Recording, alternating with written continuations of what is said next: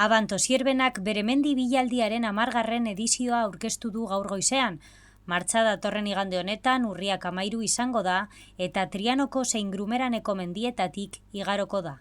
Para nosotros, el deporte, los hábitos de salud, de ocio y tiempo libre y las alternativas para nuestras familias es prioritario y este evento se encuentra en esta planificación. Así que esperemos que verdaderamente sea un fin de semana, un evento de gran disfrute y de satisfacción para todos y para todas. Aurten ere, 3 ibilaldi egongo dira, 29 kilometroko luzea, 21 kilometroko motxa eta 10 kilometroko familia marcha. Hemos variado un poco el recorrido y al final nos hemos centrado más en la zona del Sauco, que para nosotros es una zona importantísima en riqueza paisajística y vestigios mineros. El recorrido va a ser un poco a la inversa del año pasado. En vez de ir de Gallarta a La Varga, vamos a ir de Gallarta a Pucheta por los Castaños. Petronorrek eta Deiak ekimenaren babesle direnez gero, jarduera honekin duten konpromisoa azaldu dute oraingoan ere.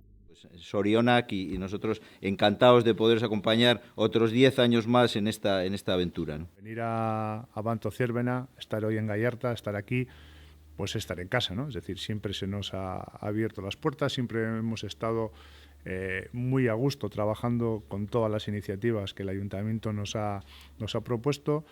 Y bueno, un día lanzamos ese reto, por decirlo de alguna manera. El club alpino nos cogió y nos tendió la mano, el socio inmejorable como podía ser Petronor.